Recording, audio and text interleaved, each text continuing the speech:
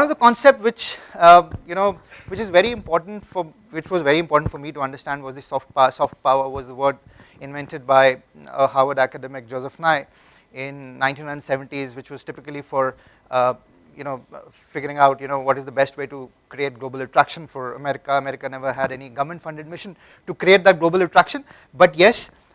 Today we have all over the world the perception that we have about America as being the superpower. It is because of the McDonald's, Michael Jackson, Britney Spears, all of that. So all the these concepts, soft power is a concept which is about creating attraction for a country, for a nation, because of its political values, foreign policies, and the story that is being told all over the world. Today we're talking about India, we're talking about China in the same breath. There's all hype about India being the next superpower, and that is, for various reasons: military strength, nuclear capacity, population, economy. There are certain rankings that India has now, but all of that combined and allied to something else, which is power, for example, is something that soft power stands for.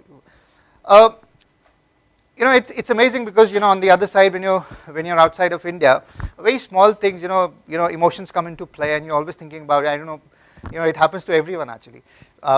With me, it was happening, and I realized that that emotion was becoming stronger with time, and I always wanted to be in my own people, even though on the other side, the corporate career was very glamorous. But there was what I realized that there was some truth missing in my life.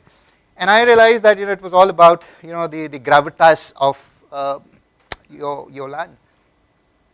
When you talk about India, these are the things which are real. World's largest and oldest civilization. In last 10,000 years, India has never invaded any country. World's largest democracy. You talk about chess. Talk about Sanskrit being the mother of all European languages. That is power, and those were the things we were always boasting about. This is what we stand for. This is India, and all of that. This was something which is coming naturally to everyone when you are in a foreign land. You're always talking about India. All of that, and then the power of example. This is a very classic case of soft power. Has been narrated by a lot of Reuters did a story on this, that in Afghanistan.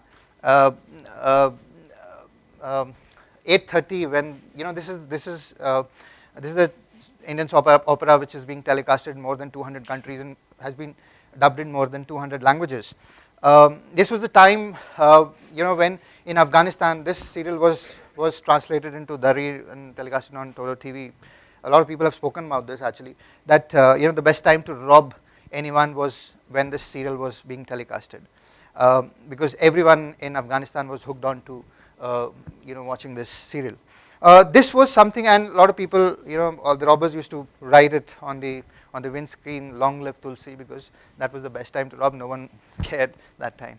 So this was something. There was a story that was being narrated, and today India is an astonishingly connected country. The telecom, and everyone has a cell phone.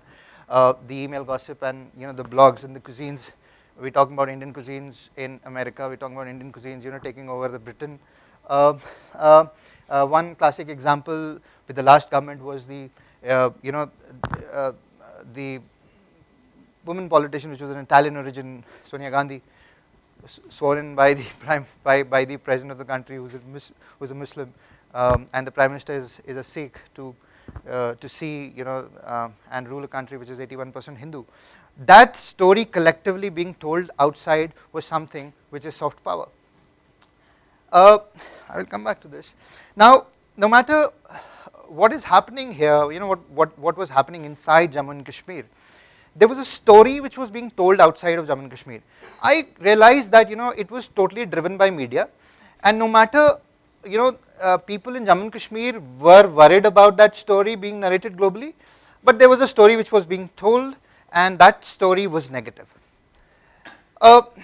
This was primarily because anything happening here, even because we are now, everyone is connected, and because of the social networking and everything, no matter what is happening inside, and when we have elections in India, the interactions between parties and how they treat each other, there's a story which gets narrated outside.